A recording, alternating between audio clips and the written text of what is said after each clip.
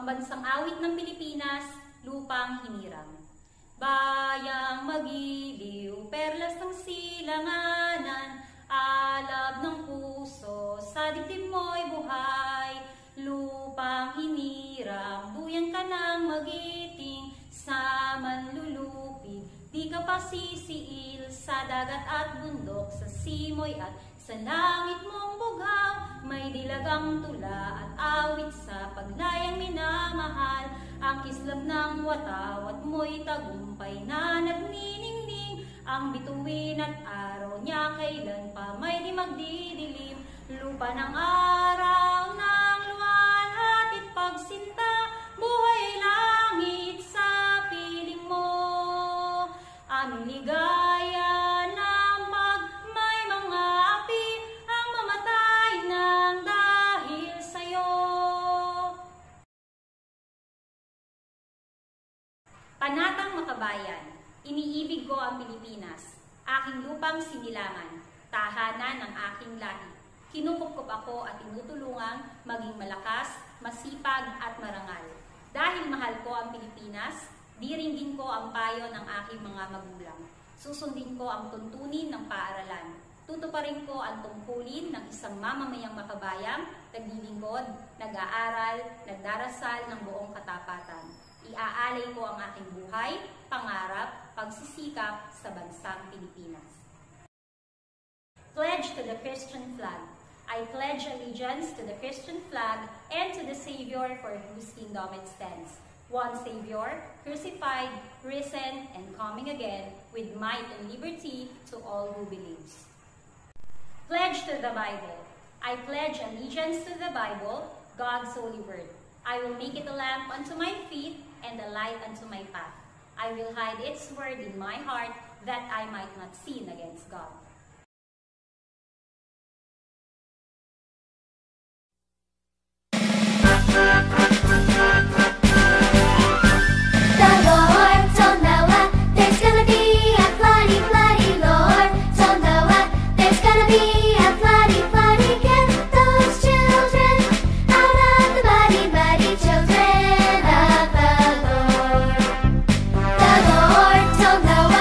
Build him an arky, arky Lord.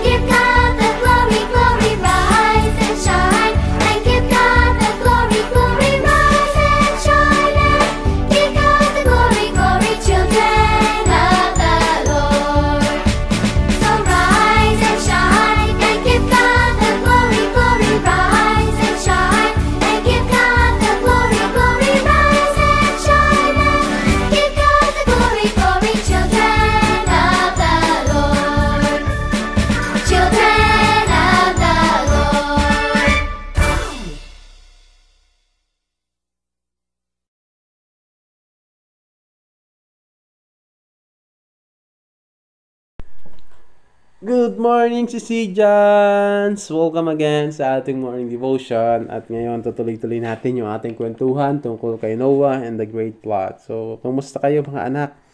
Excited na ba kayo? Kasi matatapos na tayo sa kwentuhan tungkol kay Manong Noah. Okay? So, tayo muna mag-pray uli. So, ano gagawin natin? Pipikit natin ang ating mata. Yuyuko natin ang ating mga ulo. Pagdidikitin natin ang ating mga kamay. At kakausapin natin ngayong umaga si Lord. Father God, good morning po at kami po ay nagpapasalamat dahil mapag-uusapan na naman namin si Noah, ang iyong lingkod. Dalangin po namin, Panginoon, bigyan mo kami ng karunungan sa umaga na ito upang matutunan namin ang iyong mga salita. Sa pangalan ng Panginoong Hesus, Amen. So, good morning mga anak, kumusta na kayo? Kumusta na yung ating pag-aaral tungkol kay Noah? Naaalala niyo po ba kung sino si Noah? Naaalala niyo pa ba yung mga characteristic ni Noah? May 3 characteristic si Noah na tayong napag-aralan. Okay? So, tingnan ko nga kung alam niyo, ano kaya yung number 1? Naaalala mo pa ba yung number 1? Sige nga, ano yung number 1? He is a just man. Okay, so very good. Naaalala mo pa, he is a just man. Ano yung pangalawa? Okay, perfect in his generation. At yung panghuli, he walked with God. Very good. So, palakpakan ninyo yung mga sarili dahil naaalala nyo pa yung characteristic ni Noah. He is a just man, perfect in his generation, and walked with God. Okay. So, dahil nakilala natin si Noah, siya ay just man, perfect in his generation, and walked with God. Did you remember who are the sons of Noah? Naalala nyo pa ba kung sino yung mga anak ni Noah? Okay. So, the family of Noah. So, nandiyan yung kanyang asawa, kanyang mga anak. And naalala niyo pa ba yung kanyang mga anak, yung 3 anak na lalaki ni Noah? So, tingnan natin kung naalala niyo pa. Una, very good, si Shem. The second, Ham, very good. And Japhet. So, palakpakan ulit natin ang ating mga sarili dahil naaalala natin na si Noah ay merong 3 anak. It was Shem, Ham, and Japhet. Okay? So, ito yung family picture nila Noah. Then, sa ating pagkukwentuhan, nalaman natin na sa panahon ni Noah, there are lots of bad guys. Okay? Ang daming bad guys. Sila yung mga tao na hindi alam yung kalooban ni God, di ba? So, kaya sila naging bad guys kasi hindi nila alam yung gusto ni God. Kaya ginagawa lang nila yung gusto nila at hindi nila iniisip kung magagalit ba si God sa gagawin nila. Basta gagawin nila yung gusto nila. Hindi sila nag-iisip kung may masasaktan sila. Hindi sila nag-iisip kung tama ba yun o mali. Basta nasisiyahan silang gumawa ng sarili nilang gusto. Pero hindi nila alam na nakikita sila ni Lord at ayaw ni Lord yung kanilang ginagawa. At halos pare-parehas ang mga tao nung una. Pero si Noah ay righteous sa harapan ni God. He always pray, diba? He obey God. Sabi nga sa Bible, one of his characteristic was he walked with God. Okay? So, during his time, there are a lot of bad guys at naamoy ni Lord yung kanilang bad things na ginagawa. Kaya, the Lord decided na ang mundo ay tatabunan ng tubig. Okay? So, yun yung decision ni God dahil sa mga bad guys. Gusto niya nang lipulin ang lahat ng bad guys. Gusto niyang i-wipe out yung bad guys. Kasi sobrang dami na talaga nila. Si Noah na lang tsaka yung kanyang pamilya natitira. So, dahil doon, ang ginawa ni Lord, inutusan niya si Noah. Sabi niya, Noah, gawa ka ng barko. Gawa ka ng barko na gawa sa gopher wood. So, ang barko na ginawa ni Noah ay gawa sa gopher wood. Very good. So, ang Diyos ang nag-design ng barko na sasakyan ni Noah at ng kanyang pamilya at ng mga hayop. So, nakita natin kung gaano ito kahaba, 300 cubits. Pagkatapos, ang lapad nito, 50 cubits, tapos 30 cubits height. Tapos, may, 3-story. So, 3 palapag. At binalutan niya ito ng mga pandikit, yung mga espalto para hindi pasukin ng tubig. Meron tong mga bintana, meron tong mga kwarto, at meron tong isang pintuan sa gilid. So si Lord ang nag-design ng barko na kanilang sasakyan para pag bumaha sila ay maligtas. At nakita natin na si Lord ay nagpahayag na si Noah at ang kanyang pamilya ang makakapasok sa barko. Maging ang mga living things, male and female, ay makakapasok doon at pinagbilinan din si Noah na magdala ng pagkain. So, ang plano ng kaligtasan ay hawak ni Lord. Okay? Hindi hawak ng tao. Walang kakayanan yung tao na iligtas yung kanyang sarili. Pansinin nyo, pag bumaha at hindi sinabi ng Lord kung paano maliligtas si Noah, madadamay si Noah. Diba? Kasama siyang mawawipe out. So, ang mangyayari noon, mauubos ang tao, pati yung mga hayop. Pero, dahil may magandang plano si God tungkol sa kaligtasan ng tao, ang ginawa niya, sinabi niya, Noah, gawa ka ng barko at doon ka papasok at ang buo mong pamilya. So, ang galing ni Lord, diba? So, siya na yung nag-design ng barko. Siya pa yung gumawa ng paraan para ang tao ay maligtas. So, yung pamilya ni Noah para maligtas, si Lord ang dahilan. Okay, kaya tatandaan nyo mga anak ha, tayo ay naligtas dahil may plano si God. Okay? Gusto ni God na tayo ay maligtas sa pamamagitan ng ating pananampalataya kay Kristo. Okay, kung si Noah sa panahon niya, merong barko, tayo ngayon dahil kay Jesus Christ, dahil sa faith natin sa Kanya, tayo ay merong salvation na tinatawag. Okay? So, balik tayo kay Noah. So, papasok ang kanyang pamilya, ang mga hayop, babae at lalaki, at pagdadala sila ng pagkain. At ngayon, dumating na yung malakas na baha. Nasa loob na silang lahat. Dahil walang naniwala kay Noah sa kanyang sinasabi, dahil pakiramdam ng mga tao, Noah, ba't ka gumagawa ng malaking barko? Wala namang ulan. O, wala kaming nakikita. Na kahit ulan, kapatakman, wala. Tuyong-tuyo kasi sobrang init. Kaya pinagtatawanan nila si Noah. Pero sabi Noah, magsisi kayo kasi may bahang parating. Hindi naniniwala sa kanya yung mga tao kasi sobrang init nga. Pinagtatawanan siya pero dumating yung panahon na sinabi ng Lord, matutupad na. Okay, lahat ng sinabi ni Lord, matutupad yan at mangyayari.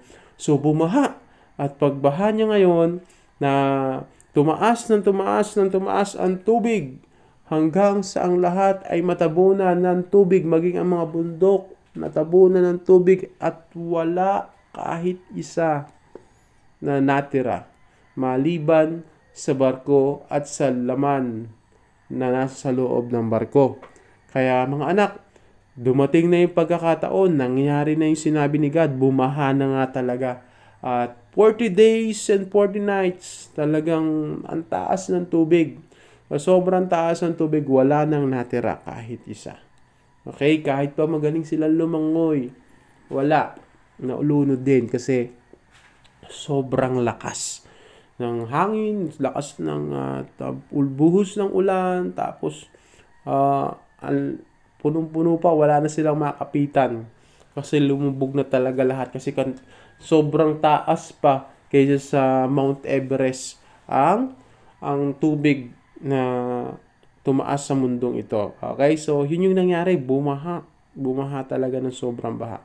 Pero, pagkatapos ng 40 days and 40 nights, si Noah ay nagpalipad ng uwak para tingnan kung meron na ba, kung bumaba na ba yung baha, baka may makikita na, pero wala eh. Wala pa rin nakita yung uwak, walang ebidensya. Pero nagpadala siya ng kalapati.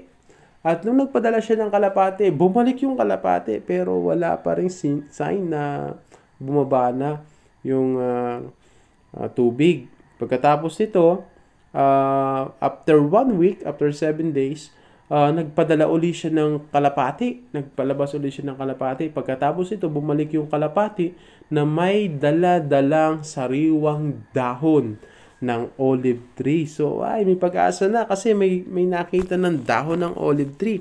So, after 1 week uli, pinalabas uli ni Noah yung kalapati. At pagpalabas ng kalapati, hindi na ito bumalik. So, sabi ni Noah, okay na.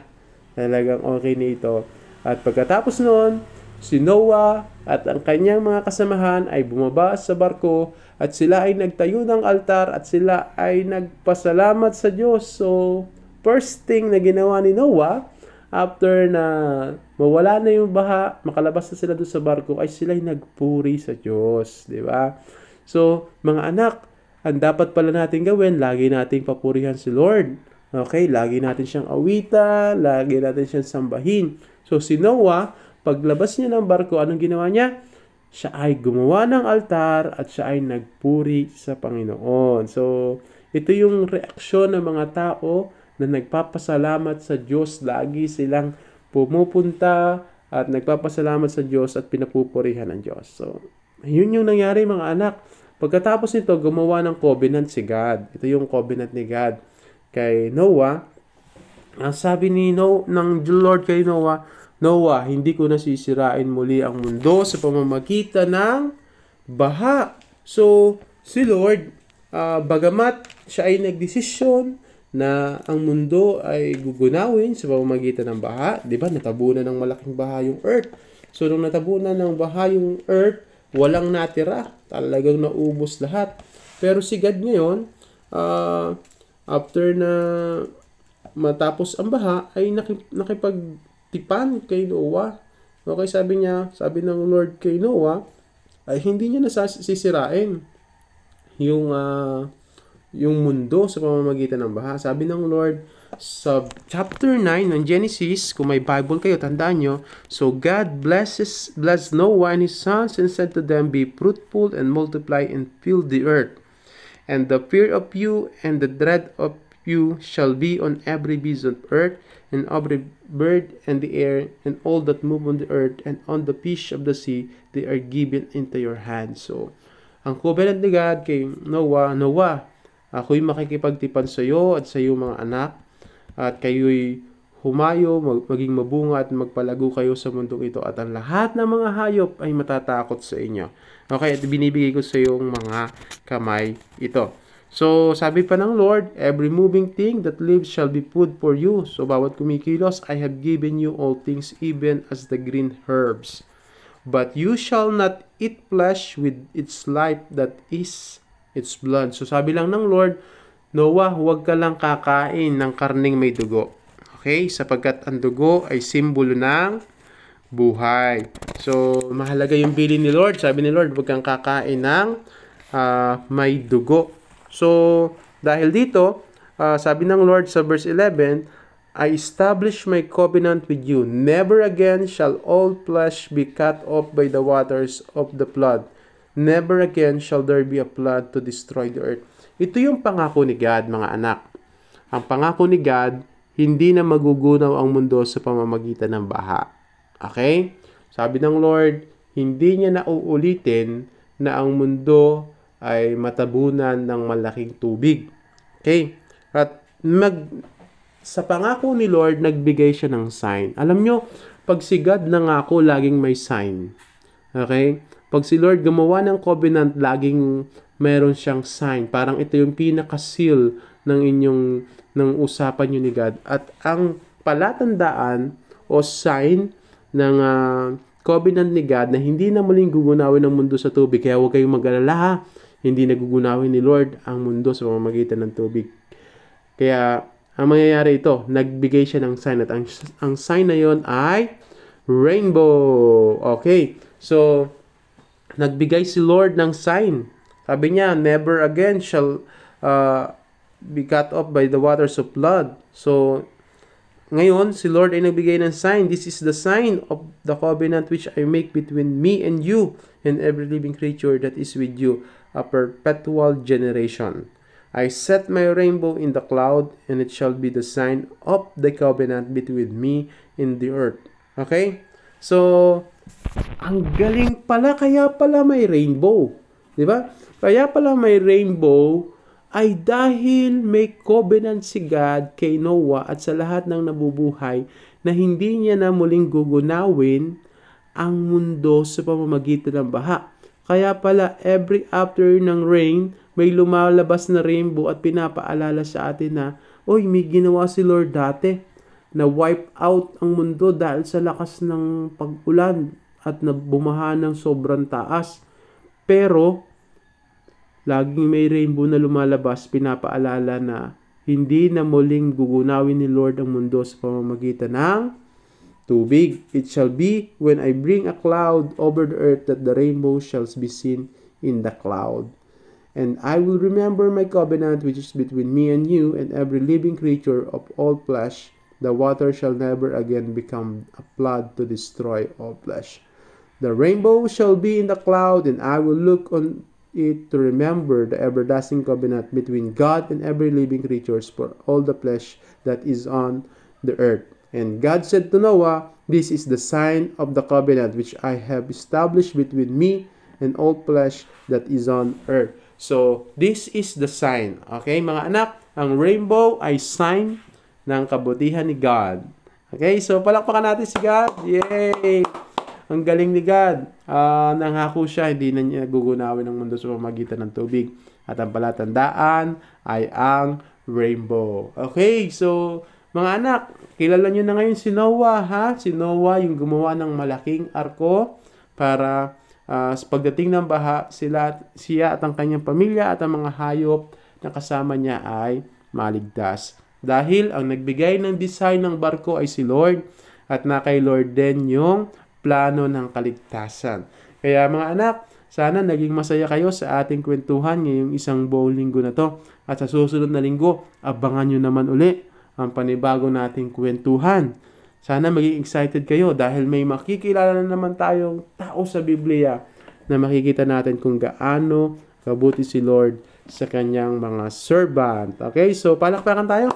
Palakpakan. At ngayon, tayo ay mag-pray uli na sinimulan natin sa prayer, tatapusin natin sa prayer. Okay, so pikit natin ang ating mga mata, hiyuko natin ang mga ulo, at pagdikitin natin ang mga kamay at tayo manalangin. Father God, thank you po sa aming napag-usapan sa buhay ni Noah. Maraming salamat po dahil may pangako ka na hindi mo na uli gugunawin ang mundo sa pamamagitan ng baha. But aalalahanin mo, Panginoon, yung sign mo, yung rainbow, na kami, Panginoon, ay may ingatan na sa baha na ito. Father God, maraming salamat po. I-bless niyo po si nanay at si tatay, si teachers, si classmate po, si ate, si kuya. At hayaan mo po, Panginoon, na matuto kami ngayong araw na ito. Sa pangalan ng Panginoong Hesus, Amen. So magandang umaga mga anak at magkita-kita tayo sa susunod. Bye-bye!